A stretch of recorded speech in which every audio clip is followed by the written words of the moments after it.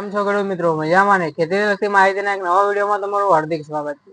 ખેડૂત મિત્રો, આજના વિડીયોમાં આપણે ચર્ચા કરીશું કે તમારા જે જમીન છે અથવા પાક છે એની અંદર તમે જે ખાતરનો ખર્ચો કરો છો તો એ ખાતરનો ખર્ચો કઈ રીતે ઘટાડીએ, અને તમે એવી કઈ કઈ ભૂલો કરો છો જેના લીધે તમારો જે ખાતરનો ખર્ચો છે એ વધી જાય છે, અને જેના લીધે તમારો જે ખેતીનો ખર્ચો છે એમાં બહુ ખૂબ જ વધારો થાય છે, જેથી કરીને તમારે જેવું નફો મેળવવો હોય એવો નફો તમને મળતો નથી.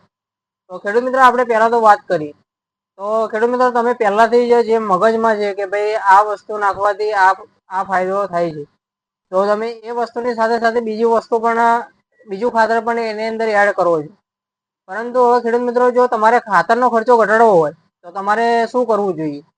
તો ખેડૂત મિત્રો, જો પહેલા તો બેસ્ટ વસ્તુ એ છે કે જો તમે તમારી જરૂરિયાત હોય તો તમે પહેલા તો જે જમીન છે એ જમીનની ચકાસણી કરાવી શકો છો, જેથી કરીને તમને એ ખબર પડશે કે આ જમીનની અંદર કયા પોષક તત્વોની કમી છે અથવા તો કયા તત્વની કમી છે. તો એ પ્રમાણે જો તમે તમારા પાકની અંદર અથવા જમીનની અંદર ખાતર આપશો એ પ્રમાણે, તો તમને ઘણો બધો ફાયદો થશે, જેથી કરીને તમારો ખર્ચો પણ ઘટશે અને તમને સારો એવો ફાયદો પણ મળશે. કારણ કે આ વસ્તુથી તમારે એ નક્કી થઈ જાય છે કે ભાઈ આના જમીનની અંદર નાઇટ્રોજન ઓછું છે તો નાઇટ્રોજન માટે યુરિયા નાખશો. જો તમારે ફોસ્ફરસની ઉણપ છે તો એ પ્રમાણે તમે ફોસ્ફરસ નાખશો, અને જો પોટાશની જરૂર છે તો એ પ્રમાણે પોટાશ નાખશો.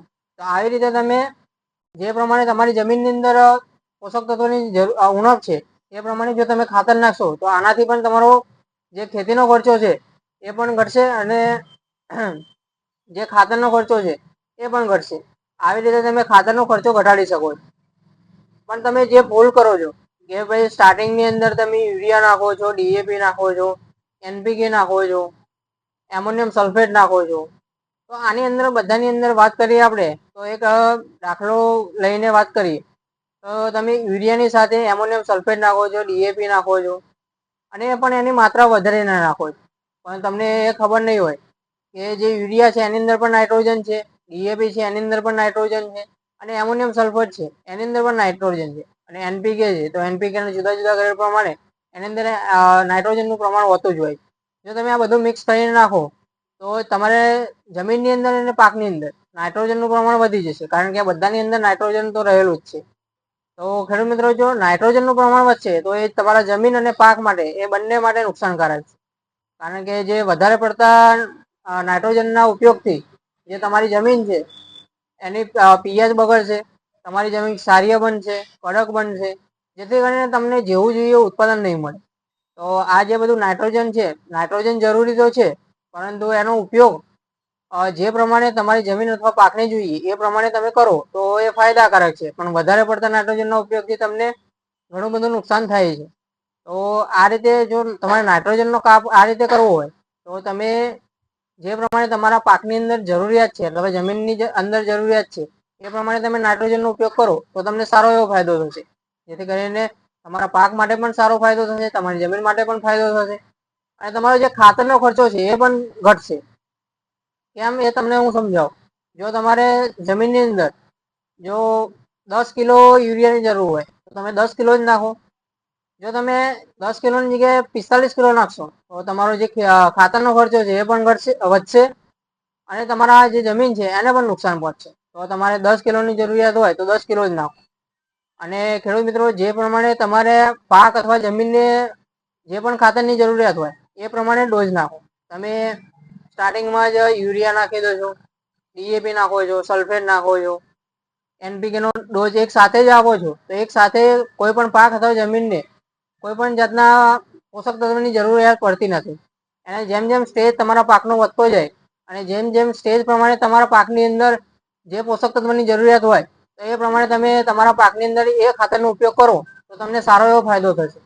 આપણે એક દાખલો આપીએ કે જે પોટાશની તમે ઉપયોગ કરો છો, પોટાશનો એ પોટાશનો ઉપયોગ જ્યારે તમારું ફ્લાવરિંગ સ્ટેજ અથવા ફ્રૂટ સ્ટેજ હોય એ ટાઈમે કામ આવે છે. તો ઘણા બધા ખેડૂતો જે પોટાશ છે એને પાયામાં અથવા તો સ્ટાર્ટિંગના સ્ટેજની અંદર એનો ઉપયોગ કરે છે. તો એ ટાઈમે તમારે કંઈ કામનું હોતું નથી. જ્યારે પણ ફ્લાવરિંગ સ્ટેજ ચાલુ થાય એટલે એ ફ્લાવરિંગ સ્ટેજની અંદર જો તમે પોટાશનો ઉપયોગ કરો તો તમારા માટે વધારે ફાયદાકારક છે.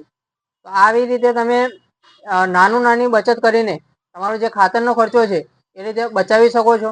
જેથી કરીને બે ફાયદા થશે કે જે ટાઈમે તમારે જે સ્ટેજની અંદર જે ખાતર આપવું હોય છે એ ખાતર પણ મળશે અને જે તમારો ખાતરનો ખર્ચો છે એ પણ ઘટશે. તો ખેડૂત મિત્રો, હવે તમે પણ તમારા પાકની અંદર અથવા જમીનની અંદર જે પ્રમાણે જે પોષક તત્વની જરૂરિયાત હોય એ પ્રમાણે જો તમે જો ખાતરનો ઉપયોગ કરશો તો તમારો જે ખાતરનો ખર્ચો છે એ બચશે અને જે તમારી જમીનમાં જે ખાતરના લીધે નુકસાન પહોંચે છે એ પણ ઘટશે. જેથી કરીને તમારી જમીન પણ સ્વસ્થ રહેશે, તમારો પાક પણ સારો રહેશે અને તમારો ખાતરનો ખર્ચો છે એ પણ ઘટશે. તો આવી રીતે તમે તમારા પાકની અંદર ખાતરની ટ્રીટમેન્ટ આપો જેથી કરીને તમારા પાકની અંદર અને જમીનની અંદર સારો એવો ફાયદો થાય. અને ખેડૂત મિત્રો, બને ત્યાં સુધી જે તમારી જમીન છે એની ચકાસણી અવશ્ય કરાવો. કારણ કે આ જે ચકાસણી છે એ ચકાસણી તમને ખબર પડશે કે તમારા જમીનની અંદર કયા પોષક તત્વની ઉણપ છે. તો એ પ્રમાણે જો તમે તમારા પાકની અંદર ખાતર આપશો તો તમને સારો એવો ફાયદો થશે અને એના લીધે તમારો જે ખાતરનો ખર્ચો છે એ પણ બચશે અને ખાતરનો ખર્ચો બચશે તો તમારો જે ખેતીનો ખર્ચો છે એ પણ બચશે અને એમાં પણ ઘટાડો થશે અને ખેતીનો ખર્ચો ઘટશે તો તમારો જે નફો છે એમાં સારો એવો ફાયદો મળશે. તો ખેડૂત મિત્રો, આ રીતે તમે તમારા પાકની અંદર ખાતરની શિડ્યુલ નક્કી કરો અને એ પ્રમાણે જ ખાતર નાખો. કારણ કે વધારે પડતા ખાતરથી પણ તમારી જમીન અને પાક એને નુકસાન પહોંચે છે. તો જે પ્રમાણે તમારા પાક અને જમીન માટે ખાતરની જરૂરિયાત હોય એ પ્રમાણે જ તમે તમારા પાકની અંદર નાખો અને જેમ બને એમ યુરિયાનો ઉપયોગ ઓછો રાખો જેથી કરીને તમારી જમીન અને શ્વાસમાં બગાડો જમીન અને તમારા પાકની અંદર બગાડ ના કરે. કારણ કે વધારે પડતા યુરિયાથી તમારી જમીન અને પાકમાં ઘણું બધું નુકસાન પહોંચે છે. એ તમને નરી આંખે ના દેખાય પણ એ ધીમે ધીમે તમારી જે જમીન છે એને બગાડે છે અને એને તમારે ફળદ્રુપ જમીનને પણ બેકાર જમીનમાં કન્વર્ટ કરી નાખે છે. તો જે પ્રમાણે યુરિયાની જરૂરિયાત હોય એ પ્રમાણે જ નાખો. કારણ કે કોઈ પણ પાકની અંદર યુરિયા એટલે કે નાઇટ્રોજનની જરૂરિયાત તો હોય જ છે પણ એનો વધારે પડતો ઉપયોગ કરવાથી તમારા પાક અને જમીનને ઘણું બધું નુકસાન પહોંચે છે. તો યુરિયાનો ઉપયોગ ઓછો રાખો અને જે પ્રમાણે તમારે પોષક તત્વની જરૂરિયાત હોય એ પ્રમાણે જ તમારા પાકની અંદર ખાતર નાખો તો તમને ઘણો બધો ફાયદો તમારા પાકની અંદર મળશે. અને ખેડૂત મિત્રો, જો તમારે ખાતરના ખર્ચામાં ઘટાડો કરવો છે એવી જ રીતે તમારે જે તમે પાકની અંદર પેસ્ટિસાઇડનો ઉપયોગ કરો છો તો એ પેસ્ટિસાઇડના ખર્ચામાં પણ ઘટાડો કરવો હોય તો આજે જ મુલાકાત કરો હરિઓમ એગ્રો સેન્ટર માતરની. કારણ કે હરિઓમ એગ્રો સેન્ટર માતરની અંદર તમને કોઈ પણ જાતની પેસ્ટિસાઇડ બજાર કરતા સારા ભાવે મળી રહેશે. જેથી કરીને ઓટોમેટિકલી જે તમારો પેસ્ટિસાઇડનો ખર્ચો છે એ પણ ઘટશે અને તમને સારો એવો ફાયદો મળશે. જેથી કરીને તમારો ખાતરનો ખર્ચો ઘટે પ્લસ હરિઓમ એગ્રો સેન્ટર માતરમાં આવવાથી જે તમારો પેસ્ટિસાઇડનો ખર્ચો છે એ પણ ઘટશે. જેથી કરીને તમારો જે ખેતીનો ખર્ચો છે એ ખૂબ જ ઘટી જશે અને તમને સારું એવું રિઝલ્ટ પણ તમારા પાકની અંદર મળશે. તો ખેડૂત મિત્રો, તમારો ખેતીનો ખર્ચો ઘટાડો અને જેથી કરીને તમારો જે નફો છે ખેતીમાં એ સારો એવો મળે. તો ખેડૂત મિત્રો, હરિઓમ એગ્રો સેન્ટરની મુલાકાત કરો અને કોઈ પણ જાતની ફૂગનાશક, જંતુનાશક, નિંદામણનાશક, વિકાસ માટેની દવા, રાસાયણિક ખાતર, જૈવિક ખાતર, ઓર્ગેનિક ખાતર અને કોઈ પણ જાતના હાઇબ્રિડ બિયારણ એની ખરીદી કરો એ પણ બજાર કરતા સારા ભાવે. જેથી કરીને તમારો ખેતીનો ખર્ચો પણ ઘટે અને તમને સારું એવું રિઝલ્ટ પણ તમારા પાકની અંદર મળે. તો ખેડૂત મિત્રો, હરિઓમ એગ્રો સેન્ટરની મુલાકાત અવશ્ય લેજો. કારણ કે હરિઓમ એગ્રો સેન્ટરની મુલાકાત એટલે ખેડૂતનો ફાયદો. અને ખેડૂત મિત્રો, જો તમને આ માહિતી સારી લાગી હોય તો તમારા મિત્રોને શેર કરી દેજો. જેથી કરીને એમને પણ ખાતરનો ખર્ચો ઘટે અને એમને પણ સારો એવો ફાયદો થાય. અને જો ખેડૂત મિત્રો ચેનલ પર નવા હોય તો ચેનલને સબસ્ક્રાઈબ કરી દેજો અને જો વિડીયો માહિતીપૂર્ણ લાગ્યો હોય તો વિડીયોને લાઈક કરી દેજો. જેથી કરીને આવા નવા વિડીયો અમે બનાવતા રહીએ અને તમારા ખેતીમાં તમને ફાયદો મળતો રહે. ધન્યવાદ.